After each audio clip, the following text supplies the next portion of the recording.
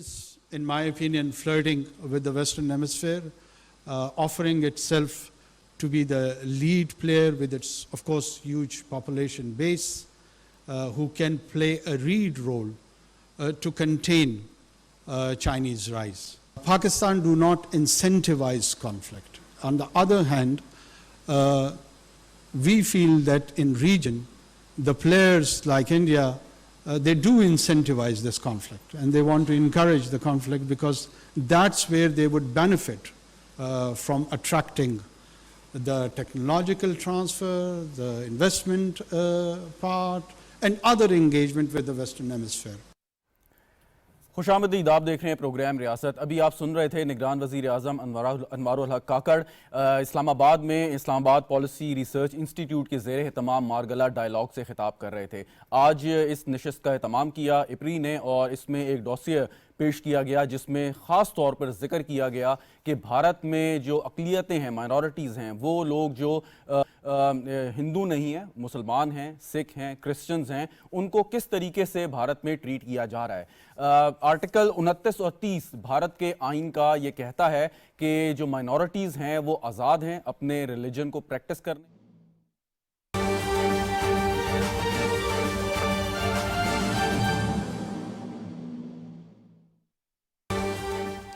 ناظرین، عام خبر سے آپ کو آگاہ کر رہے ہیں. نگراں وزیر اعظم انوار الحق کاکڑ سے IMF کے پاکستان کے لیے مشن چیف ناتھن پورٹر کی ملاقات ہوئی ہے. ملاقات میں IMF کی پاکستان کے لیے نمائندہ ایتھن پیریز بھی شامل تھیں. IMF کے وفد نے تکنیکی سطح پر مذاکرات کے حوالے سے وزیر اعظم کو آگاہ کیا. اسی حوالے سے ہمارے نمائندہ موجود ہیں، ان سے مزید تفصیلات لیتے ہیں. جی آگاہ کیجیے گا. جی بالکل، IMF کی جو ٹیم ہے اس کی وزیر اعظم سے ملاقات ہوئی ہے، اور اس ملاقات میں انہوں نے حکومتی ٹیم کے ساتھ جو تکنیکی سطح پر جو بات چیت ہوئی ہے، مذاکرات ہوئے ہیں، اس کی صورتحال سے وزیر اعظم کو آگاہ کیا ہے. انہوں نے حکومت پاکستان کی جو کوششیں ہیں اب تک کی اس کو سراہا ہے، اور انہوں نے کہا ہے کہ ان کوششوں کے نتیجے میں تکنیکی سطح پر بات چیت کا جو ہے وہ مثبت نتیجہ نکلا ہے. انہوں نے کہا کہ دونوں جو ٹیمیں ہیں انہوں نے مختلف پہلوؤں پر وسیع جو ہے وہ تبادلہ خیال کیا ہے، اور تکنیکی سطح کے مذاکرات میں وزیر خزانہ اور ان کی جو ٹیم ہے اور گورنر اسٹیٹ بینک کے ساتھ جو بات چیت ہوئی ہے اس میں انہوں نے اس کو اپریشیٹ کیا ہے.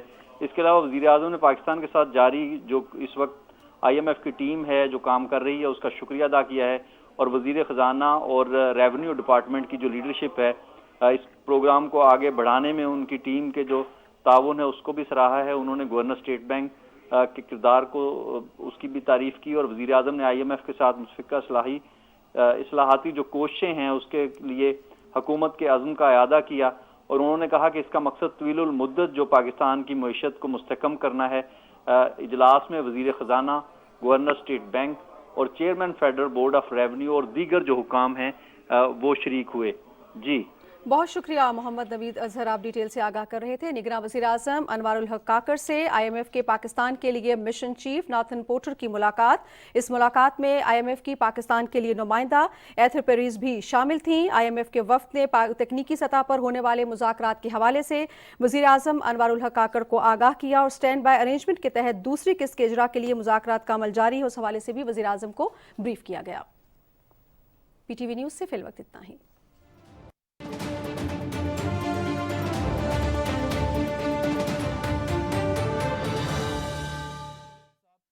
خارجہ امور بھی ہمارے ساتھ موجود ہیں ویڈیو لنک پہ. سید محمد علی صاحب، آپ کا بھی بہت بہت شکریہ. جنرل رضا محمد خان صاحب دفاعی تجزیہ کار ہیں، فارمر پریزیڈنٹ ہیں نیشنل ڈیفنس یونیورسٹی کے. سر آپ کا بھی بہت شکریہ ہمیں جوائن کرنے کا. ہمارے ساتھ جاوید جبار صاحب بھی کچھ دیر بعد موجود ہوں گے. ریما شوکت صاحب، آپ سے میں آغاز کرتا ہوں. آج اس ڈائلاگ میں تھیں بھی، آپ نے پریزیڈنٹ کی، پرائم منسٹر کی اسپیچز بھی سنی. اوور آل کیا موڈ تھا وہاں پہ؟ آئی ہرڈ کہ وہاں انڈین ڈپلومیٹس بھی موجود تھے، انہوں نے بھی یقیناً نوٹس لیے ہوں گے، دیکھا ہوگا. تو کیا فیل کیا آپ نے اس ڈائلاگ سے جو ہم نے پریزنٹیشن ہوئی ہیں؟ ڈائلاگز منعقد ہوتے ہیں اسلام آباد میں جس وقت جو ہمارے تھنک ٹینکس موجود ہیں ان کے یہ فلیگ شپ ایونٹ ہوتا ہے، اور یہ اسلام آباد پالیسی ریسرچ انسٹیٹیوٹ کا ایک فلیگ شپ ایونٹ ہے ماگلا ڈائلاگ کے نام سے. اور ہر سال ایک ایسی تھیم سلیکٹ کی جاتی ہے جو کہ کرنٹ ایشوز ہوتے ہیں اور ایوالونگ آپ کو نظر آ رہا ہوتا ہے کہ فیوچر میں جو ہے وہ آپ کے نہ صرف آپ کی ملک پہ افیکٹ کر سکتے ہیں بلکہ اوور آل خطے پہ بھی افیکٹ کر سکتے ہیں. آج پرائم منسٹر بھی یہاں پریزیڈنٹ نے بھی پہلے خطاب کیا, اس کے بعد پرائم منسٹر نے خطاب کیا, ان کو ایک کتاب بھی پیش کی گئی جس میں persecution of minorities in India کو بڑی تفصیل سے لکھا گیا. اس کو ایپری کے ریسرچرز نے تیار کیا اور وہ تمام ڈیٹا کلیکٹ کیا گیا جو کہ ویسے جرنلی منظر عام پر نہیں آتا. It was very important because دیکھیے جہاں آپ کے ملک کی ایک تو آپ کے سربراہان وہاں موجود ہوں اور دوسری طرف جب آپ کے ملک میں تعینات سفیر موجود ہوتے ہیں, ڈیفینیٹلی ایک بڑا ایک امپورٹنٹ ایونٹ بھی ہوتا ہے کہ آپ نے کیا میسج کنوے کرنا ہے, آپ کا اپنے ملک کے حوالے سے کیا نیریٹو ہے.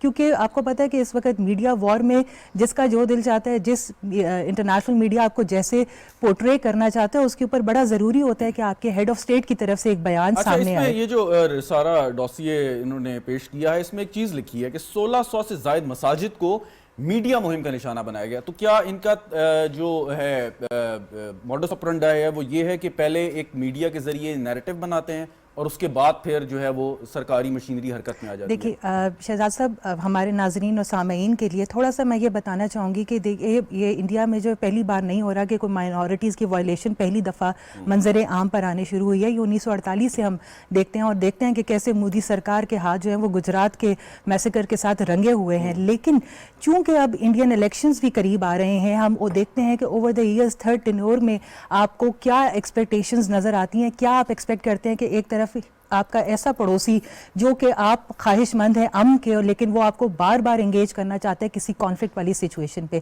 انڈیا میں اس وقت جو مائنورٹیز موجود ہیں اس میں مسلمز ہیں, سکھس ہیں, کرسچنز ہیں, زوریسٹرینز ہیں, جین مذہب سے تعلق رکھنے والے لوگ ہیں. یہ تمام وہ مائنورٹیز ہیں. 80% ہندوز جو ہیں وہ انڈیا میں ہیں اور باقی 20% یہ تمام مائنورٹیز مل کے بنتی ہیں. لیکن ان کو نہ صرف جابز میں کوٹا دیا جاتا ہے, نہ ان کو ایجوکیشن کے وہ ہیں. خاص کر کے ابھی کچھ عرصہ پہلے حجاب کے حوالے سے بہت ہماری مسلمان خواتین کو جو ہے وہ معاملات ایسے ان کے رہے کہ ان کو نہ وہ ریپرزنٹیشن مل سکے. تو بہت ساری جو ایسے مذہبی آزادی کے حوالے سے ہے. اسی لیے پرائم منسٹر نے آج اس کو لنک اپ کیا کہ دیکھیے human values matter the most. Relations آپ کے جہاں بھی ہیں, آپ کی جغرافیکل ایگزسٹنس جہاں بھی ہے, human values, and he presented the case study of Palestine and Indian occupied Kashmir. بالکل صحیح. جنرل صاحب آپ کی جانب آتا ہوں, اور ابھی اگر آپ نے وزیر اعظم کا وہ کلپ سنا ہو جو ابھی ہم نے چلایا جس میں انہوں نے کہا کہ بھارت اپنے آپ کو ایک ایمسری کے طور پہ یا مرسنری کے طور پر پیش کر رہا ہے یا سکسیسفلی کر دیا ہے ویسٹرن پاورز کے سامنے کہ میں آپ کا یہاں پہ محافظ ہوں اور میں ہوں وہ آپ کا مہرا جو چائنا کو کنٹین کر سکتا ہے. کیونکہ سوویت یونین کے فال کے بعد اب واحد جو ایک کھٹکتا ہوا کانٹا ہے ویسٹ کی آنکھ میں وہ چائنا میں نظر آتا ہے. تو آپ کے خیال میں یہ جو ویلیو انڈیا نے سو کالڈ اپنی بنا لی ہے یہ کنٹینیو کرے گی اور اس کی آڑ میں وہ جو بھی وائلیشن کرے گا ویسٹ اس کو اگنور کر دے گا؟ جنرل صاحب. جی بسم اللہ الرحمن الرحیم. دیکھیے بات یہ ہے کہ انڈیا اس طرح آپ نے اپنے انٹروڈکشن میں کہا کہ بے شک وہ ڈی جور ایک سیکولر ملک ہے لیکن ڈی فیکٹو طور پر وہ ایک مذہبی جنونی ریاست ہے.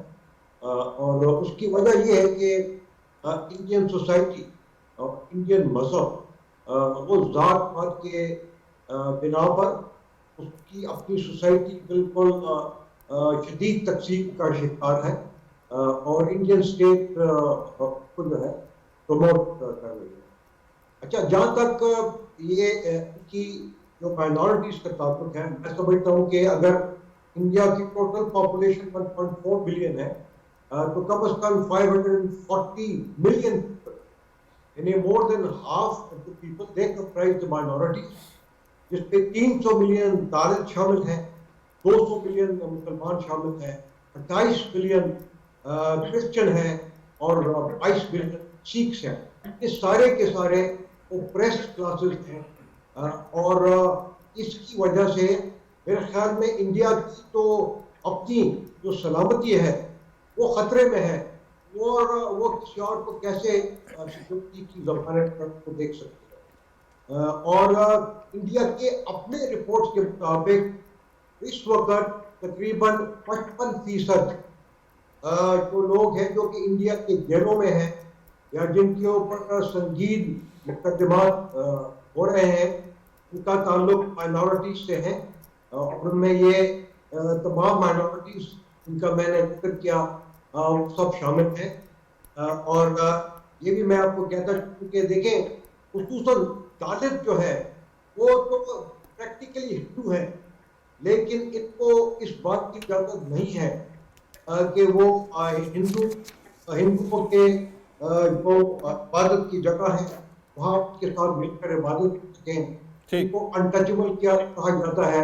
इसी तरह सिख्स मुस्लिम्स को भी अनटचेबल कहा जा सकता है। कोई उनके घर में आप खाना नहीं खा सकते और उनको नफरत की निगाह से देखा जाता है। जनरल साहब एक सवाल करना चाहूंगा, के बारे में कहा जाता है कि मुसलमान का एक ही स्थान है, या कब्रिस्तान या पाकिस्तान। राइट। और जो जय श्री राम के नारे बुलंद नहीं करता उसकी जो है हुब्बुल वतनी के ऊपर शक किया जाता है। अच्छा जनरल साहब, सवाल ये है कि आज जो ये डॉसिया पेश किया इसमें कहा गया है कि 2021 में नफरत अंगेज जराइम के तकरीबन 300 वाक़यात रिपोर्ट हुए हैं। जब आप किसी इंडियन कमेंटेटर से बात करें, डिप्लोमेट से बात करें और उनके सामने ये सवाल रखें कि जी देखें इतना वाक़या हुआ है, तो एक वो बात करते हैं कि जी देखें हमारा बहुत बड़ा मुल्क है, जैसे भी आपने कहा कि 1.5 अरब के करीब आबादी है, तो अगर उसमें 100-200 वाक़यात हो गए तो ये इसका कोई फ़र्क नहीं पड़ता, क्योंकि इतना बड़ा इंडिया है, उसमें ऐसे वाक़यात हो जाना इतनी बड़ी आबादी में वो मैटर नहीं करते। आपके ख्याल में ये आर्गूमेंट, ये जस्टिफिकेशन जायज़ है? देखिए, मैंने तो अभी जो कुछ कहा है वो उसने जवाब दे दिया है कि अगर आउट ऑफ 1.4 बिलियन पीपल, अगर 540 मिलियन लोग जो है वो इंडिया में नाखुश हैं, इसलिए कि उनके ऊपर हर तरह के जुल्म हो रहे हैं, और इसको डॉक्यूमेंट किया है बहुत सारे human rights organisation, खुसूसन United Nations के जो ह्यूमन राइट्स ऑर्गेनाइजेशन है। तो इंडियन डिप्लोमेट्स जो है मेरे ख्याल में जो बात करते हैं वो गलत है, और वो मेरे ख्याल में दुनिया के किसी मुल्क को भी मेरे ख्याल में ये इजाजत नहीं है कि अपनी आधी से ज्यादा पॉपुलेशन को डिह्यूमनाइज करें। बिल्कुल ठीक है। सैयद मोहम्मद अली साहब, अभी बात इसराइल की भी हुई, इंडिया की बात तो हम कर ही रहे हैं, लेकिन सिमिलैरिटीज नजर आती हैं। इसराइल के एक वजीर उठते हैं, कहते हैं कि जी हम उधर एटम बम मार देंगे फ़लस्तीन के लोगों पे। भारत से कई दफ़ा जो बीजेपी के रहनुमा हैं कहते हैं कि जी मुसलमानों को कत्ल कर दो, इनकी औरतों का रेप कर दो, और फिर ये जो इस किस्म के बातें जो पोडियम से होती हैं और वो जैसे ट्रिकल डाउन होती हैं, और फिर मज़ीद जो है वो इश्तिहाल पैदा होता है जो हार्ड कोर और इंतहा पसंद हिंदू हैं। तो ये जो सिमिलैरिटीज़ हैं ये क्यों हैं, क्या वजह है इसकी कि कोई इम्प्रेस हैं वो इसराइल के जो तर्ज़ हुकूमत या उनकी जो हिकमत अमली है। इवन अब आप खालिस्तान के रहनुमा, तहरीक के रहनुमा का कनाडा में कत्ल देखें, ये वही तरीक़ाकार है जो अरसे से मूसाद अपने मुखालिफों पर इस्तेमाल करती आई है। सैयद मोहम्मद अली साहब, बहुत अहम सवाल किया, मैं आपसे एग्री करता हूँ कि जो टूल किट है स्टेट क्राफ्ट की, वो आपको बहुत ऑलमोस्ट आइडेंटिकल नजर आती है नई दिल्ली और तल अवीव को। और आपने बिल्कुल सही इसके जानिब इशारा किया। 4-5 पहलू का मैं क्विकली अहाता कर लेता हूँ। पहली बात ये है कि देखें, अपने मुल्क की माइनॉरिटीज की एक्सप्लॉयटेशन, मार्जिनलाइजेशन और उनकी परसिक्यूशन, ये एक कॉमन अप्रोच आपको नजर आती है इसराइल में भी। वहाँ फलस्तीनी है और यहाँ पे तमाम माइनॉरिटीज हैं जिनका भी जनरल साहब भी जिक्र कर रहे थे, चाहे वो सिख हो, मुसलमान हो, सिख हिंदू हो, क्रिश्चियन हो, दलित हो या कश्मीरी। दूसरा पहलू ये है कि रीजनल डोमिनेंस एंड हेजमनी, ये खारजा पॉलिसी में आपको नजर आती है कि अपने इर्द गिर्द के तमाम जो नेबरिंग कंट्रीज हैं उनमें इंटरफेयर करना, उनको डिस्टेबलाइज करना और उनको डोमिनेट करने की कोशिश करना। जनूबी एशिया में भारत की अप्रोच है, इसराइल की यही अप्रोच आपको मिडल ईस्ट में नजर आती है। तीसरा पहलू ये है कि वो अपनी इंटेलिजेंस एजेंसी को यूज करते हैं टारगेट किलिंग के लिए और स्टेट स्पॉन्सर्ड टेररिज्म के लिए और अपने सियासी मुखालिफिन को का खात्मा करने के लिए। तो साथ इसमें लेजेंडरी एक रेपुटेशन रखती है, आपको याद होगा लैटिन अमेरिका हो, यूरोप हो, वो अपने मुखालिफिन को कैसे ट्रैक डाउन करके असैसिनेट किया करती थी। वही अप्रोच आपको भारत रॉ के बारे में नजर आ रही है कि चाहे बरतानिया हो, चाहे कनाडा हो, چاہے کہیں کوئی اور ملک ہو، پاکستان ہو، وہاں پہ وہ اپنے سیاسی مخالفین کو ہلاک کر رہے ہیں. اچھا، چوتھا پہلو یہ ہے جو حسن اتفاق یہ ہے کہ یہ دونوں ریاستیں جو ہیں یہ امریکہ کی اسٹریٹجک پارٹنرز بھی ہیں. اور جس طرح یہ انڈیا کوشش کرتا ہے، آپ نے بلکہ جان صاحب سے بھی سوال کیا تھا امریکہ کو یہ باور کرانے کی کہ جناب میں کنٹینمنٹ آف چائنا پروجیکٹ میں آپ کا ساتھی ہوں، اسی طرح اسرائیل یہ کوشش کرتا ہے کہ وہ اس خطے کے دیگر ممالک کے خلاف ایک کاؤنٹر ویٹ کے طور پہ اپنے آپ کو امریکہ. اچھا، ایک کوشچن ہے سید محمد علی صاحب، جب ہم بات کرتے ہیں کنٹینمنٹ آف چائنا، یعنی کہ بھارت جو ہے وہ ویسٹ کی آنکھ کا تارا خاص طور پہ اس وجہ سے ہے کہ وہ چائنا کو کنٹین کر سکتا ہے. اب بارڈر سکرمش ہوتی ہیں یا بیٹلز ہوتی ہیں تو اس میں چائنیز جو ہے مار مار کے برا حال کر دیتے ہیں. دوسری طرف اگر دیکھیں جو ٹریڈ والیوم ہے $60 ارب سے زیادہ ہے بٹوین چائنا اینڈ انڈیا. ایک طرف آپ کہتے ہیں کہ جی میں کنٹین کروں گا، دوسری طرف آپ کے ٹریڈ ریلیشنز بھی ہیں، آپ بارڈر ڈسپیوٹ بھی ختم کرنا چاہتے ہیں، جب جاتے ہیں تو مار کھا کے واپس آ جاتے ہیں. تو یہ کنٹین کیسے آپ کریں گے چائنا کو؟ چائنا تو مطلب سپیڈ سے آگے جا رہا ہے. بہت اہم آپ نے سوال کیا. دیکھیے ایکچولی یہ انڈیا کا پلوئے ہے جس میں وہ امریکہ کو یہ سمجھانے کی اور باور کرانے کی کوشش کر رہا ہے کہ میں کنٹینمنٹ آف چائنا پروجیکٹ میں آپ کا حلیف ہوں، لیکن حقیقت میں ایسا نہیں ہے. اور بتدریج میں آپ کے توسط سے ناظرین کو یہ بتانا چاہتا ہوں، امریکہ کے جو اسٹریٹجک تھنکرز اور پلانرز ہیں وہ limit of Indian commitment in the containment of China project کو ریکوگنائز کر رہے ہیں کہ انڈیا کے اسٹریٹجک تھاٹ اور کلچر میں اسٹریٹجک اٹانومی ان کی کور ویلیو ہے. وہ کبھی بھی امریکی مفادات کے لیے چائنا کے ساتھ اتنی زیادہ مخاصمت یا ہاسٹیلٹی مول نہیں لیں گے جو ان کے اپنے نیشنل انٹرسٹ کے خلاف ہو. اور اس کا سب سے بڑا ثبوت رضا صاحب یوکرین وار نے پرووائڈ کیا ہے کہ جب یوکرین وار میں امریکہ تو اس کو انڈو پیسفک اسٹریٹجی کا سینٹر آف گریوٹی سمجھتا تھا انڈیا کو، لیکن جب اس نے ایک نیوٹرل سٹانس لیا تو اس سے امریکہ کو ریئلائز ہوا کہ انڈیا کی security commitment towards the U S interest کو ہمیں اوور اسٹیمیٹ نہیں کرنا چاہیے. بالکل صحیح. ریما شوکت صاحبہ، اب کویسچن از دس کہ ابھی سید محمد علی صاحب بات کرتے ہیں کہ وہ ہیجمونک ڈیزائن کہ پورے خطے میں کہ جی میں سب سے بڑی طاقت ہوں، اور ٹھیک ہے سارک کے دوسرے جو ممالک ہیں اس کو خاصا بھارت نے دبایا ہوا ہے، لیکن کیونکہ پاکستان ایک ساورن ملک ہے، مضبوط ملک ہے، تو یہاں پہ اس طریقے سے وہ بات نہیں کر سکتا. لیکن پھر بھی اگر آپ کے امیڈیٹ نیبر کے ساتھ تعلقات خراب ہیں اور آپ کی اپنی وجہ سے ہیں، تو پھر آپ اکنامکلی آپ کس طریقے سے ایک جوائنٹ بن سکتے ہیں، ایشین ٹائیگر بن سکتے ہیں کہ جب آپ کے بیک یارڈ میں اپنے آپ کے ہمسائے کے ساتھ آپ کو اتنے اچھے تعلقات نہیں ہیں؟ دیکھیے بھارت جو ایک طرح کا جیسے کہ ایک ورڈ ہم استعمال کرتے ہیں نا کہ ڈھکوسلا اس نے دنیا کو دیا ہوا ہے کہ جی ہم ایک ورلڈز لارجسٹ ڈیموکریسی ہیں. لیکن آپ یہ دیکھیے کہ ابھی جو ساری گفتگو ہم سن رہے تھے کہ United States commission for religious freedom کے حوالے سے جب رپورٹ نکلتی ہے مئی 2023 میں، ابھی کچھ مہینے پہلے ہی، اور اس میں انڈیا نمبر 1 آتا ہے ریلیجس پرسیکیوشن کے حوالے سے کہ کس طرح سے وہ مائنورٹیز کی وہاں پر حق تلفی کی جاتی ہے، اور خاص کر کے مسلمز اور کرسچنز کے حوالے سے بار بار امریکہ کی طرف سے بھارت کو تنبیہ کی گئی ہے.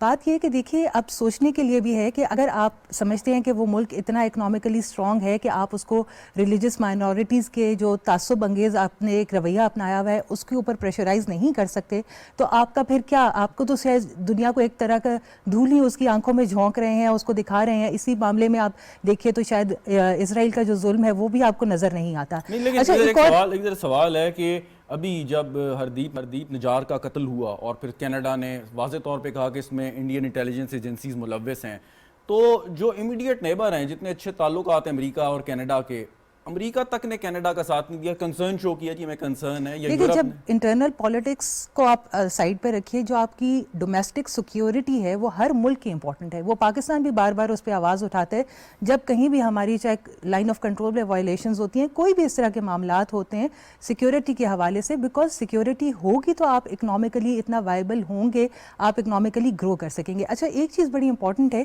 کہ دیکھیے جب بھارت کے حوالے سے بات کی جاتی ہے، اس وقت جو ایک مودی سرکار کی جو اسٹریٹجی ہے سیفرونائزیشن کا آپ نے ذکر کیا، دیکھیے ہندوتوا کو کنفیوژن کریٹ کی جاتی ہے ہندو ریلیجن کے ساتھ. ہندوتوا ایک مائنڈ سیٹ ہے جس کو فالو کرتے کرتے وہ اس لیول تک پہنچے ہیں کہ وہاں پہ مائنورٹیز کو تحفظ نہیں دی جا رہا. کبھی بھی انٹرنیشنل ورلڈ نے یا پاکستان نے کبھی یہ نہیں کہا کہ ہندوز جو ہیں ان سے ہمیں خطرہ ہے. دیکھیے پاکستان میں بھی بہت بڑی تعداد میں ہندو آباد ہیں اور ان کو اسی طرح سے ریلیجس فریڈم حاصل ہے, لیکن بھارت پر کیوں بار بار پریشر ڈالا جا رہا ہے یا کہا جا رہا ہے یا کیوں اس کو سیفرنائزیشن کے حوالے سے تنقید کا نشانہ بنایا جاتا ہے؟ کیونکہ ہندوتوا آئیڈیالوجی کو فوکس کرتے کرتے وہ اس لیول تک پہنچ گئے ہیں کہ وہاں مسلمان اور باقی جو اقلیتیں ہیں وہ محفوظ نہیں ہیں, جس کی وجہ سے بار بار جو ہے سوال اٹھایا جاتا ہے. جہاں تک بات آتی ہے گریٹ پاور کمپٹیشن کی, دیکھیے آپ بھی بڑی اچھی طرح انڈرسٹینڈ کرتے ہیں, پاکستان بھی, کہ آپ کے چائنا کے ساتھ کیسے ریلیشنز ہیں. اگر چائنا ہمارا آل ویدر فرینڈشپ اس کے ساتھ ہے, آل ویدر فرینڈ ہے, تو اسی طرح یو ایس جو ہے وہ ہمارا اسٹریٹجک پارٹنر ہے. دونوں ممالک کے ساتھ ہمارے دوستانہ تعلقات ہیں اور جہاں جہاں ایک دوسرے کو سپورٹ کی ضرورت ہے وہ آپ نے کیا, لیکن not compromising on your own internal security. Definitely آپ کی جو عوام ہے, آپ کا جو پبلک اوپینین ہے, دیٹ میٹرز اے لاٹ. آپ کی فارن پالیسی کو بھلے بے پناہ چیلنجز درپیش ہے, لیکن آپ یہ بھی انڈرسٹینڈ کرتے ہیں کہ آپ کے جو ریجنل کنٹریز ہیں ان کے ساتھ بھی آپ کے اچھے تعلقات ہیں, آپ ایران کے ساتھ اچھے تعلقات ہیں. افغانستان کے حوالے سے بھی آج جب پرائم منسٹر نے خطاب کیا تو انہوں نے یہی کہا کہ دیکھیے دنیا میں کسی ملک کی ایسی مثال نہیں دی جا سکتی کہ کسی نے اپنے برادر ملک کو, پڑوسی ملک کو, اتنی بڑی تعداد میں آپ کے وہاں مہاجرین آئے, 40 سال سے زیادہ آپ نے ان کو اکوموڈیٹ کیا, آپ نے ان کو بہترین سہولیات فراہم کی. اب ہماری اپنی سیکیورٹی کی چونکہ مسائل ہیں, آپ جائیے, ہم دوبارہ آپ کو عزت سے کریں گے. انہوں نے کہا کہ جی آپ اسی طرح آپ دیکھیں کہ اس وقت غزہ کے معاملے میں بھی آپ دیکھیں کہ کیا ممالک کو جو ہے وہ اپنی بارڈر سیکیورٹی کے حوالے سے معاملات درپیش ہیں, لیکن وہ بڑا سوچ سمجھ کے سٹیپ لے رہے ہیں. پاکستان نے جس طرح سے ایک اسلامی برادر ملک ہونے کا ثبوت دیا ہے وہ پوری دنیا میں شاید تاریخ میں کبھی اس کی مثال نہیں ملے گی, کیونکہ بہت ایکسٹینسively آپ نے ان کو سپورٹ کیا ہے. ٹھیک, بالکل صحیح. ایک وقفہ لیتے ہیں جن صاحب, وقفے کے بعد آپ کی جانب میں بریک کے بعد حاضر ہوں گے.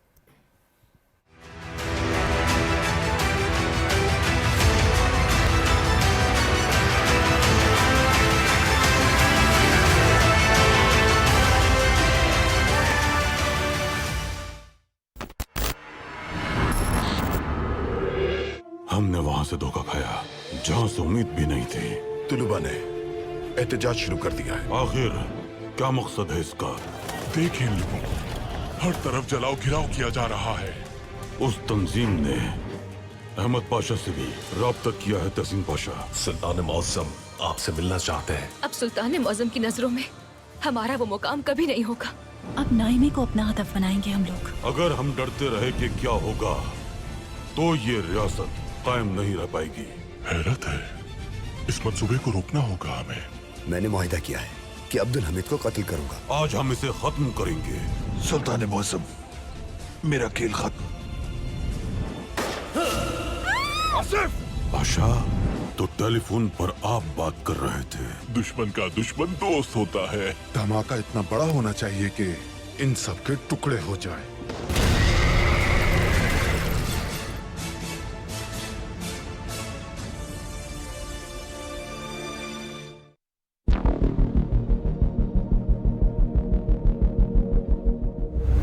نریندر مودی کے اقتدار میں آنے کے بعد سے بھارت میں آزادی صحافت پر پہرے بٹھا دیے گئے ہیں. مودی حکومت صحافیوں کو ہراساں کرنے کے لیے مختلف حربے استعمال کر رہی ہے. بھارتی حکومت اقلیتوں کے خلاف اپنے جرائم کو چھپانے کے لیے آزاد صحافت کا گلا گھونٹ رہی ہے. بھارت میں سچ بولنے کی پاداش میں صحافیوں پر کالے قوانین کے تحت مقدمات درج کیے جا رہے ہیں. عالمی برادری کو بھارت میں آزاد صحافت پر قدغنوں کا نوٹس لینا چاہیے.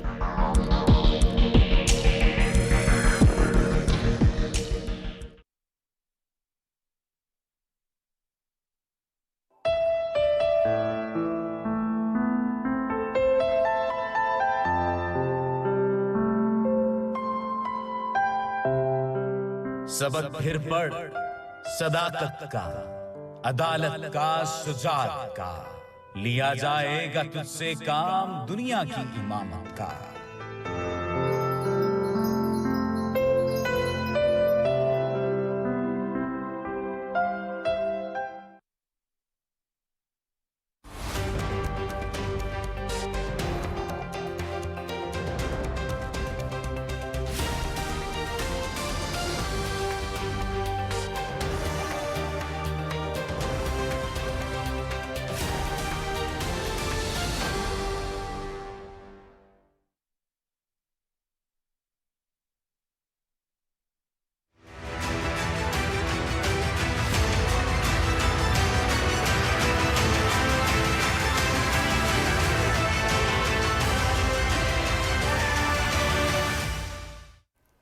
پروگرام میں ایک بار پھر خوش آمدید ناظرین. بات کر رہے ہیں بھارت میں اقلیتوں کے ساتھ جو سلوک ہو رہا ہے. آج اپری کے زیر تمام مارگلہ ڈائیلاگ میں پریزیڈنٹ، پرائم منسٹر اور بہت سارے اسکالرز نے گفتگو کی، بات چیت کی. ریما شوکت صاحبہ، جنرل ریٹائر رضا محمد خان صاحب، سید محمد علی صاحب ہمارے ساتھ موجود ہیں اس وقت. جاوید جبار صاحب ہمیں جوائن کر رہے ہیں، سابق وزیر اور تجزیہ کار، اتھارٹی مانے جاتے ہیں بین الاقوامی امور پہ. بہت بہت شکریہ جاوید جبار صاحب آپ کا. سر، ایک سوال جو بڑا اہم ہے وہ یہ کہ آپ نے ابھی ریسنٹ اسٹیٹمنٹ پڑھی ہوگی راہل گاندھی کی، جس میں انہوں نے کہا کہ 2019 میں جو پلوامہ کا واقعہ ہوا وہ مودی سرکار نے اس کو استعمال کیا ایک سیکنڈ ٹرم یعنی کہ اگلا الیکشن جیتنے کے لیے. اب بھارت میں الیکشن آنے والے ہیں اور جس طریقے سے اینٹی مسلم کارڈ، اینٹی پاکستان کارڈ یا ایکسٹریمسٹ ہندو کو جو ان کی ایک ووٹر بیس ہے اس کو اپنی طرف لیور کرنے کے لیے جو بھارتی سرکار کے اقدامات ہیں، آپ کے خیال میں یہ الیکشن سے پہلے مزید بڑھیں گے، زیادہ خطرناک صورتحال ہو جائے گی؟ جاوید جبار صاحب. جی، اس کے خطرات ضرور ہیں، لیکن ایک اس کا چیک اینڈ بیلنس یہ بنتا ہے کہ شکر ہے حزب اختلاف نے، راہل گاندھی اور دیگر جماعتوں نے کوشش کی ہے انڈیا کے عوام کو آگاہ کرنے کی کہ یہ دانستہ طور پر اس طرح کی حرکتیں کریں گے. تو کچھ حد تک عوام تیار ہے اس گمراہ کن قسم کی پالیسی کے لیے، لیکن ہمیں تیار ہونا چاہیے اور اسے فوری طور پر کاؤنٹر یا جس حد تک ہم پری ایمپٹ کر سکتے ہیں ایک مؤثر بین الاقوامی ذرائع ابلاغ کو استعمال کرتے ہوئے، سوشل میڈیا کو استعمال کرتے ہوئے، پبلک ڈپلومیسی کو استعمال کرتے ہوئے، تاکہ ہم پری ایمپٹ بھی کر سکیں. اچھا سر، سوال یہ ہے کہ پاکستان میں یا کسی اور مسلم ملک میں کوئی ہیومن رائٹس وائلیشن کا واقعہ ہو جائے تو ویسٹرن میڈیا، بڑے بڑے جتنے کیپٹلز ہیں امپورٹنٹ، وہاں پر ایک شور مچ جاتا ہے، تنقید کا نشانہ بنایا جاتا ہے، انگلیاں اٹھ جاتی ہیں. بھارت میں آئے دن واقعات ہوتے ہیں. 2021 میں ہی 294 اقلیتوں کے خلاف جو ہیں وہ جرائم کے واقعات آج اس ڈوسیے میں بھی تھے. کیوں اس پہ آواز نہیں اٹھتی؟ چلیں ملکوں کو چھوڑ دیں، میڈیا اس پہ کیوں نہیں بات کرتا، خاص طور پہ ویسٹرن میڈیا جو اپنے آپ کو آزاد کہتا ہے؟ دیکھیے، ویسٹرن میڈیا کا کچھ حصہ یقیناً نہیں کرتا، لیکن ہمیں یہ تصدیق کرنا چاہیے کہ ویسٹرن میڈیا ہی کے کچھ حصے، چاہے وہ ان کے اپنے آپ میں بھی کوئی تعصبات موجود ہوں، لیکن میں 3 اخبارات کا نام دوں گا: گارڈین لندن کا، new York Times new York کا، واشنگٹن ڈی سی کا واشنگٹن پوسٹ، اور کچھ حد تک لاس اینجلس ٹائمز. ان کے اپنے اپنے باعث ضرور ہیں، لیکن انہیں داد دینی چاہیے کہ کئی دفعہ انہوں نے بڑی تفصیل سے ہندوستان میں جو تعصبی پالیسیز اختیار کی ہیں مودی کی گورنمنٹ نے، اس کے بارے میں ایکسپوزر کرتے، لیکن بہت کچھ زیادہ بھی کر سکتے تھے اور نہیں کرتے. میڈیا بھی جس ملک کے ساتھ اس کا تعلق ہے اس کے مفادات کا بھی خیال رکھتا ہے.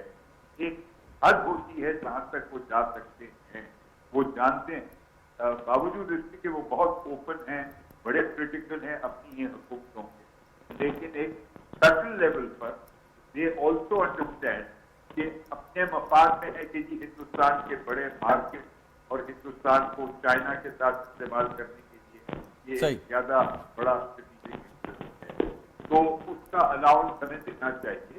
اور ہمیں اپنے طور پر سوشل میڈیا اور کنونشنل میڈیا اور پبلک ڈپلومیسی کو بہت زیادہ مؤثر طور پر استعمال کرنا چاہیے، بجائے اس کے کہ ہم شکوہ کریں کہ وہ ہمارے ساتھ انصاف نہیں کرتے. بہت شکریہ جاوید جبار صاحب ہمارے ساتھ موجود تھے، بات کر رہے تھے. سید محمد علی صاحب، آپ سے سوال ہے وہ یہ کہ اب جو میں نے سوال جاوید جبار صاحب سے کیا کہ اب انڈیا میں الیکشن ڈیو ہیں، نریندر مودی نے جس طریقے سے بی جے پی کا پورا اس کی ساخت تبدیل کر دی ہے، مطلب رہنما اچھے رہنما بھی تھے، ماضی میں پاکستان آئے، تعلقات تھے، اٹل بہاری واجپئی کا نام لوگ لیتے ہیں کہ ایک سیزنڈ پولیٹیشین تھے جو سمجھتے تھے کہ کس طرح معاملات کو لے کے چلنا ہے.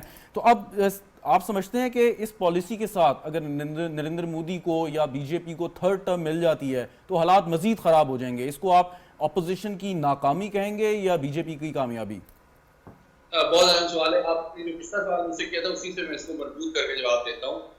دیکھیں، ایک بڑے مشہور پولیٹیکل سائنٹسٹ ہیں ہینسلی مورگنسو، انہوں نے ایک تھیوری پیش کی ہے کہ جب کوئی بھی الٹرا نیشنلسٹ ریاست جو ہوتی ہے نا، جب بیڈ گورننس کی مرتکب ہوتی ہے تو وہ ایک ایکسٹرنل ڈائیورژن کریٹ کرتی ہے کانفلکٹ کے ذریعے، اور اپنے عوام کی توجہ باہر کی جانب مبذول کراتی ہے اپنی بیڈ گورننس سے ہٹانے کے لیے. آپ کو یہی سوچ اور پالیسی اپروچ بھارت میں بھی نظر آتی ہے. یہی اپروچ آپ کی بنجمن نیتن کے کیس میں بھی نظر آتی ہے کہ جناب اگر آپ بیڈ گورننس کے مرتکب ہوئے ہیں تو داخلی جو انکمپیٹنس ہیں، جو نالاکیاں اور ناکامیاں ہیں، اس سے توجہ ہٹائی جائے، ایک فالس فلیگ آپریشن کیا جائے، یا جو مائنورٹیز کے خلاف ایک نفرت آمیز ایک بیانیہ مرتب کیا جائے، چاہے وہ کشمیریوں کے خلاف ہو، پاکستانیوں کے خلاف ہو، یا اور مائنورٹیز کے خلاف ہو، اور اس کے بیسس پہ ہیٹریٹ کے اوپر، نفرت کے اوپر جو ہے ایکسٹریمسٹ ایلیمنٹس کا ووٹ اور ہمدردی حاصل کی جائے. تو یہ ان کی سیاسی، بلکہ یوں کہنا چاہیے پاکستان اور کشمیر انفارچونیٹلی جو بی جے پی کی داخلی سیاسی حکمت عملی کا ایک حصہ بن چکا ہے. تو یہ بڑا ایک تشویشناک معاملہ ہے. اور جس طرح جاوید غبار صاحب نے کہا، میں تھوڑا سا ان سے ریسپیکٹفلی ڈس ایگری کروں گا، کیونکہ جو لبرل فورسز ہیں، ایلیمنٹس ہیں، پارٹیز ہیں بھارت کے اندر، وہ عالمی برادری کی اور خود بھارتی عوام کی بھی توقعات پہ پورا نہیں اتر رہی. اس نفرت آمیز اپروچ کو کاؤنٹر کر کے، بیلنس کر کے، ایکسپوز کر کے بھارت کا اپنا مفاد. بالکل ٹھیک، بہت بہت شکریہ سید محمد علی صاحب، آپ ہمارے ساتھ موجود تھے. جنرل صاحب ابھی ذکر ہو رہا تھی، مارگن تھو کا حوالہ دیا سید محمد علی صاحب نے، تو لیکن اب ہم دیکھیں میکیویلین اپروچ جو ہے بی جے پی کے ذہن میں یا نریندر مودی ان کی کمپنی کے ذہن میں، کہ آپ اپنے عوام کو بھی، مطلب اگر وہ مائنورٹی پہ ظلم کر رہے ہیں تو وہ بھی تو بھارتی نیشنل ہیں، بھارت کے جو ہیں وہ شہری ہیں، اتنے ہی رائٹس ہیں، ووٹ ڈالتے ہیں، اور یقیناً بی جے پی کو بھی وہ ووٹ ڈالتے ہوں گے. تو پھر اور بڑی تعداد میں، آپ نے 2 دفعہ مینشن کیا کہ 500 ملین کی کوئی چھوٹی تعداد نہیں ہوتی، لیکن اس کی وجہ کیا ہے کہ یہ جو مائنورٹیز ہیں جو مسلسل انڈر پرسیکیوشن ہیں، یہ دوسری جماعتوں کی طرف ہول ہارٹیڈلی کیوں نہیں جاتے؟ اگر کانگریس ان کو کوئی وے آؤٹ دے رہا ہے، پھر بھی بی جے پی کے حق میں جو ہے اکثر ووٹ پڑ جاتے ہیں، اور یہ بڑا پرچار کیا جاتا ہے اس کا کہ دیکھیں جی مسلمانوں نے بھی ہمیں ووٹ ڈال دیے. دیکھیں انڈیا میں انفارچونیٹلی جو مائنورٹیز کا جو پرسیکیوشن اور پاکستان اور کشمیریوں کو ڈیمونائز کرنے کی جو ان کی کوششیں ہیں، وہی ان کی جو ہے نا ووٹ بینک میں اضافہ کرتا ہے. تو اس لیے میرے خیال میں انڈین مائنورٹیز کو ابھی مل کر ایک ہی پولیٹیکل پلیٹ فارم پر بی جے پی کا مقابلہ ان کو کرنا چاہیے، اور وہ اگر ایسا نہیں کریں گے تو میرے خیال میں وہ پرپیچولی اسی طرح یہ ان کے اوپر ظلم و ستم ہوتے رہیں. اور اسی طرح دیکھیں، میں تو یہ سوال کروں گا کہ انڈین پالیسیز جو کچھ بھی ہیں، یا مسٹر نیتن یاہو کی جو پالیسیز ہیں، ان کو سوچنا ہوگا کہ جو کچھ وہ کر رہے ہیں، کیا ان کے ممالک ان حرکات کی وجہ سے ان کی سیکیورٹی بڑھے گی یا کم ہوگی؟ میں سمجھتا ہوں کہ ان کی سیکیورٹی بالکل کمزور ہوگی، نہ ان کی سیکیورٹی بلکہ ان کے جو حمایتی ہے، خصوصاً United States all over the world, کی اپنی جو ساکھ ہے، جو ان کی انٹرنیشنل ریپوٹیشن ہے، وہ خراب ہو رہی ہے. اور وہ سمجھتے ہیں کہ انڈیا اور اسرائیل دونوں کے لیے ایک لائبلٹی بنتے جا رہے ہیں. تو ساتھ ساتھ اس طرح کی دھمکیاں اسرائیل سے اٹھتی ہیں. لیکن ان کا ایک منسٹر اٹھ کر کہتا ہے کہ غزہ کے اوپر وہ ایٹم بم پھیلنا چاہیے. اسی طرح انڈیا میں کئی دفعہ انہوں نے irresponsible statements کیے ہیں کہ وہ نیوکلیئر ویپنز کا استعمال کر سکتے ہیں.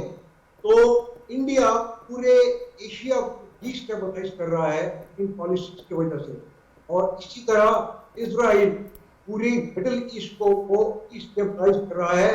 اور میں سمجھتا ہوں کہ اگر سیز فائر نہیں ہوتا اور یو این ریزولوشن کے مطابق مڈل ایسٹ میں ایک 2 state solutions ہے، with East Jerusalem becoming capital of Palestine، تو میرے خیال میں جو international peace prosperity and stability ہے Very right. شدید نقصان پڑنے کا خطرہ ہے. ٹھیک. ریما شوکت صاحبہ, اگر ماضی میں دیکھیں تو کوئی بھی بڑی ایمپائر ہو, سلطنت ہو, Roman empire, British empire, Persian empire, اور ریسنٹ ہسٹری میں سوویت یونین, وہ قائم نہیں رہ سکیں اور مختلف ان کی وجوہات تھیں. تو اگر کوئی ملک, چاہے اسرائیل ہو یا ہندوستان ہو, یہ کتنی دیر پائے ان کی یہ پالیسیز رہ سکتی ہیں کہ آپ ایک لمیٹڈ ٹائم کے لیے تو آپ اس قسم کی حرکتیں کر سکتے ہیں, لیکن ان دا لانگر رن تاریخ ہمیں بتاتی ہے یہ چیزیں قائم نہیں رہتی. تو یہ بات ماں بھی سنجیدہ بالکل یہ صحیح آپ کہہ رہے ہیں, اور اکثر جب انٹرنیشنل ایکسپرٹس بیٹھتے ہیں انٹرنیشنل ریلیشنز کے حوالے سے, وہ بھی بات کرتے ہیں کہ دیکھیے انڈیا کے اندر, ہندوستان کے اندر جو فالٹ لائنز موجود ہیں, چاہے وہ مائنورٹیز کے حوالے سے ہیں یا ویسے ان کے اپنے جو ہندو مذہب سے تعلق رکھنے والے لوگ ہیں, ان کو ایکسپوز کرنے کی ضرورت ہے. بیکاز انہی فالٹ لائنز کے اوپر اگر بی جے پی گورنمنٹ کھیل رہی ہے تو وہ زیادہ دیر تک سکسیسفل نہیں رہ سکے گی. سونر اور لیٹر ہم نے پہلے بھی ماضی میں دیکھا ہے کہ کیسے جو ہندوستان کی اپنی سین وائسز ہیں, ان کے جو پڑھے لکھے لوگ ہیں, وہ بھی مسلمانوں کے خلاف اور مائنورٹیز کے خلاف کوئی ظلم ہوا ہے تو اس پر انہوں نے آواز اٹھائی ہے. ایسا نہیں ہے کہ ہندوستان کی تمام عوام جو ہے وہ بالکل ہی مودی سرکار کے پیچھے, بلکہ بہت بڑی تعداد ان کی ایسی ہے جو کہ اپنی حکومت کے ساتھ ان کا اختلاف ہے, اور وہ یہ کہتے ہیں کہ وہ جن پالیسیز کو فالو کر رہے ہیں سونر اور لیٹر وہ جا کر ان کو گرانے کا باعث بنیں گے, نہ کہ ان کو کوئی کامیابی دے سکیں گے. اسی طرح آپ یہ دیکھیے شہزاد صاحب کہ ہمیں بڑا امپورٹنٹ ایک ہے کہ پاکستان کو بھلے جتنے مرضی چیلنجز درپیش ہوں, ریجنل کنیکٹیوٹی کے پوائنٹ آف ویو سے جب آپ بات کرتے ہیں, آپ کے لیے بڑا امپورٹنٹ ہے کہ آپ کا پیسفل نیبرہڈ ہونا چاہیے. دیکھیے چائنا کی پالیسی ہی پیسفل نیبرہڈ کی رہی ہے, اور کیوں اس نے اتنی ایکسٹینسو BRI کا پروجیکٹ جو ہے وہ خطوں کے ساتھ جوڑا ہے, اس میں ہندوستان بھی شامل ہے. لیکن اگر ہندوستان خود اس طرح کی حرکتیں کرے گا یا اس کی گورنمنٹ کی طرف سے ایسے سٹیپس لیے جائیں گے کہ وہ پیسفل نیبرہڈ کا تاثر ہی نہیں برقرار رہ سکے گا, تو کیسے جو ہے انٹرنیشنل پاورز بھی اس کو ریئلائز کرتی ہیں اور انڈرسٹینڈ کرتی ہیں کہ کیسے کوئی ملک جو ہے وہ سیکیور یا سٹیبل رہ سکے گا اگر اس کو اتنے انٹرنل یا ایکسٹرنل چیلنجز درپیش ہیں, خاص کر کے کوئی ایسے پڑوسی کے حوالے سے جو کہ ہر وقت اس طاق میں رہتا ہے کہ کس طرح سے اس کو نیچا دکھایا جائے. اچھا, ایک بڑی امپورٹنٹ چیز یہ کہ میں آج بھی جب ڈائلاگ میں بات چیت ہو رہی تھی تو پرائم منسٹر نے کہا کہ ہم مانتے ہیں اس چیز کو کہ دیکھیے بھارت ایک بڑھتی ہوئی معیشت ہے, ترقی کرتی ہوئی معیشت ہے, چائنا آپ کے سامنے ایک سپر اکانومی بن چکا ہوا ہے, پاکستان جو ہے وہ گرو کر رہا ہے, پاکستان اپنے چیلنجز کو ریئلائز کرتے ہوئے بڑے کیئرفل سٹیپس لے رہا ہے. تو آپ کو انٹرنیشنل ورلڈ کو بھی ریئلائز کرنا چاہیے کہ اس گلوبل پاور کمپٹیشن میں کیسے آپ کی جو میری ٹائم سیکیورٹی ہے وہ چیلنج ہو رہی ہے. پاکستان کی جیو اسٹریٹجک لوکیشن جو ہے وہ پاکستان کے لیے چیلنج بنتی جا رہی ہے, باوجود اس کے کہ اس میں ہمارے پاس ایک بہت بڑا پوٹینشیل ہے. میرا اشارہ ایک گوادر کی طرف ہے کہ دیکھیں کیوں ہم بلوچستان میں انسرجنسیز میں ہمیں بھارت کا ہاتھ ملوث نظر آتا ہے. جب بھی کوئی واقعہ اٹھا کے دیکھیے, اور ابھی جس طرح سے تھرڈ ٹرم کے لیے کنٹیسٹ کیا جائے گا, ہمیشہ سے ہے کہ فالس فلیگ آپریشن کوئی نہ کوئی پاکستان کا بہانہ بنا کے ووٹ بینک اپنا سیکیور کرنے کے لیے وہ ایسے دیکھیں. ماضی کی میں بات کرتا ہوں کہ آپ نے کہا کہ ہماری جو جیوگرافک لوکیشن ہے, ہمارا جغرافیہ ہے, جہاں پہ ہم واقع ہیں, مطلب یہ ٹیکسٹ بکس میں شروع سے بچوں کو بھی پڑھایا جاتا ہے کہ جی ہماری لوکیشن ہے یہ سب سے بڑا ایسٹ ہے ہمارے لیے, ہم اس سے شاید ماضی میں کبھی بھی فائدہ نہیں اٹھا سکے. آپ امریکہ کو چاہے لاکھ برا بھلا کہیں, لیکن 9/11 کے بعد انہوں نے جو سٹیپس لیے اور اس سے بہت پرابلم بھی ہوئی وہاں پہ, لیکن پھر بھی وہ کامیاب ہو گئے کہ اس طرح کا دوبارہ کوئی واقعہ امریکہ میں نہیں ہوا, چاہے انہوں نے ٹائٹ کیا. تو ماضی میں ہم اس سے بے خبر کیوں رہے کہ ہم نے اپنی لوکیشن سے صحیح جو ہم فائدہ اٹھا سکتے تھے کیوں نہیں اٹھایا؟ دیکھیے ہزاروں میل یہ بھی سوچنے کی بات ہے نا کہ کیوں ہزاروں میل دور بیٹھے ہوئے امریکہ کو پاکستان کا ہی راستہ نظر آیا افغانستان پہنچنے کے لیے. وہ لینڈ لاک کنٹری ہے, لیکن پاکستان جس طرح ہم بات کرتے ہیں کہ جیو اسٹریٹجک لوکیشن ہے, ہم نے شاید ماضی کی غلطیوں سے سبق سیکھا بھی ہے, اور اب اسی لیے شاید ہم اتنے کیئرفل بھی ہیں کہ بڑا سوچ سمجھ کے جو ہے آپ US چائنا اس کمپٹیشن میں جو ہے وہ سٹیپس لے رہے ہیں. آپ انڈرسٹینڈ کرتے ہیں کہ آپ کے US کے ساتھ کیسے ریلیشنز ہیں. یو نو ویری ویل کہ چائنا نے آپ کے ملک میں کتنی بڑی انویسٹمنٹ کی ہوئی ہے, ڈیولپمنٹ کی ہوئی ہے. تو اس ڈیولپمنٹ کے لیے جو ہے آپ کو ضروری ہے کہ آپ کی سیکیورٹی ہو, انٹرنل سیکیورٹی. وی انڈرسٹینڈ کہ ہمارے پاس چیلنجز ہیں, لیکن ہم اس کو ایکولی ایڈریس بھی کر رہے ہیں. دیٹس وائی آپ یہ دیکھیے کہ اگر آپ کو جو ہمارے ناظرین و سامعین ہیں, دیکھیے ابھی G20 کا سمٹ ہوتا ہے اور اسی کوریڈور کو ہی جو BRI کا ڈیولپمنٹ کا ماڈل ہے اسی کو کاپی کرنے کی کوشش کی جاتی ہے اور انڈیا پروپوز کرتا ہے. تو انڈیا کو آج کیا ضرورت پڑ گئی, وہ تو بھلے ایک بڑھتی ہوئی اکانومی ہے, لیکن دے انڈرسٹینڈ کہ جیو اسٹریٹجک لوکیشن کو یوز کرتے ہوئے اور جیو اکنامکس کو یوز کرتے ہوئے وہ کیسے اپنے آپ کو بلڈ اپ کر سکتے ہیں. اور یہی چیز آپ کو 2013 سے چائنا جو ہے وہ BRI کے فارم میں دیے ہوئے ہے کہ ہم نے اس کو کیسے جیو اکنامکس کو جو ہے نا وہ उस पे रखना है, फ्रंट पे रखना है. बिल्कुल ठीक. जनरल साहब, अब दो आर्गूमेंट सामने आते हैं. आज भी जैसे रीजनल कनेक्टिविटी की बात की प्राइम मिनिस्टर साहब ने, कुछ लोग मिसाल देते हैं जर्मनी और फ्रांस की कि सेकेंड वर्ल्ड वॉर में जब कॉन्फ्लिक्ट शुरू हुआ और मुश्किलात थी, लेकिन ट्रेड चल रही थी, जो कार्गो ट्रेन्स हैं वो आ रही थी जा रही थी. एक आर्गुमेंट ये आता है कि जब तक उन्होंने एल्सेस लोरेन का मसला हल नहीं किया, यानी कि टेरिटोरियल डिस्प्यूट खत्म नहीं की, तो उस वक्त तक वो उस पोटेंशियल को पूरी तरीके से अचीव नहीं कर पाए. भारत और पाकिस्तान के कॉन्टेक्स्ट में भी यही बात की जाती है. कहते हैं कि जी ट्रेड करें, मुआशी ताल्लुकात बढ़ाएं तो बाकी मसाइल हल हो जाएंगे. और आप क्या किस चीज़ पे बिलीव करते हैं, माशी ताल्लुकात या पहले जो एक डिस्प्यूट है भारत की तरफ से ज़ाहिर है? जनरल साहब से राब्ता मुनक़ता हो गया. आप इस बात का जवाब अगर देना चाहें फिर जनरल साहब के पास. देखिए, बात वही है कि रीजनल कनेक्टिविटी के हवाले से अगर आप देखें, हम देखते हैं कि भले जो कॉन्फ्लिक्टिंग सिचुएशन रही, आपने अपने इंट्रोडक्शन में ही बात की थी कि भारत और चाइना के कहीं उनकी कॉन्फ्लिक्ट्स आ जाते हैं लेकिन ट्रेड जारी रहती है. तो इस चीज़ को अंडरस्टैंड करना कि जियो इकनॉमिक्स जो है, ख़ास करके जो मईशत है, और जहाँ आप पूरी दुनिया में कोविड-19 के बाद से जो फाइनेंशियल और इकनॉमिक क्रंचेस का सामना सुपर पावर को भी करना पड़ा है, तो what to talk about these जो डेवलपिंग कंट्रीज़ हैं या डेवलपिंग रीजन्स हैं, उनको भी डेफिनेटली ऐसे चैलेंजेस रहे हैं. एक बड़ी इंपॉर्टेंट चीज़ ये है कि देखिए, भारत जो है वो अगर आपको मात देने की बात करता है या कुछ है, तो आपको ये भूलना नहीं चाहिए कि प्रोफेशनलिज्म जो है ना वो आपके अंदर मौजूद है, आपकी आर्म्ड फोर्सेस के अंदर मौजूद है. अगर वो इतने प्रोफेशनली केपेबल होते तो वो क्यों चाइनीज़ से मार खाते. तो डेफिनेटली ऐसी चीज़ें जो हैं वो इंटरनेशनल रिलेशंस में मैटर भी करती हैं. आप बात करते हैं कि कैसे आप जी इंटरनली स्ट्रॉन्ग हैं, आप वर्ल्ड्स लार्जेस्ट डेमोक्रेसी हैं, आपके मुल्क में सब कुछ जो है वो परफेक्ट है, लेकिन ऐसा नहीं है. एक बड़ा इंपॉर्टेंट पॉइंट ये है, और मैं ये समझती हूँ कि इस पर जो मीडिया के लोग हैं या हम लोग जब मीडिया पे बात करें, we should expose the fault lines of India, कि इस वक्त इंडिया जिसके ऊपर प्ले कर रहा है, उनको कवर दे रहा है, हम उन फॉल्ट लाइंस को एक्सपोज करें, हमें पता हो. जी. एक आखिरी सवाल ये कि आपने अभी हमें बताया कि ये जो हमारे थिंक टैंक हैं, चाहे वो पब्लिक सेक्टर में हो या प्राइवेट सेक्टर में, वो कैसे काम करते हैं, रिपोर्ट्स पेश करते हैं. अभी जावेद जब्बार साहब बात कर रहे थे, बहुत सीजनड जो हैं वो तज्जियाकार हैं, गवर्नमेंट सर्विस में भी रह चुके हैं. उन्होंने 2-3 दफ़ा लफ्ज़ किया पब्लिक डिप्लोमेसी का. पब्लिक डिप्लोमेसी में आपकी बहुत सारी चीज़ें आ जाती हैं जो लोग जिससे अट्रैक्ट होते हैं. आप देखें, भारत में देख लें या हॉलीवुड में या अमेरिका में चले जाएं कि वो मूवीज़ बनाते हैं, प्रोपेगेंडा मूवीज़, और जिनका लोग ज़्यादा असर लेते हैं. यहाँ पे हमारे यहाँ काम या कुछ कम होता है. इसकी वजह क्या है? इसकी वजह शायद हमारा इस तरफ ध्यान नहीं जाता, तासुर नहीं जाता, हम इस चीज़ को नहीं अंडरस्टैंड करते कि पीपल टू पीपल कांटेक्ट या कल्चरल डिप्लोमेसी कितनी इंपॉर्टेंट है आपके मुल्क का नैरेटिव बयान करने के लिए. पाकिस्तान का अलमिया शायद ये रहा है कि हम एक अच्छे स्टोरी टेलर नहीं है, हमें अपनी कहानी नहीं बतानी आई, चाहे वो अफ़गानिस्तान के हवाले से हो या 9/11 के हवाले से हो या अभी कश्मीर के हवाले से हो.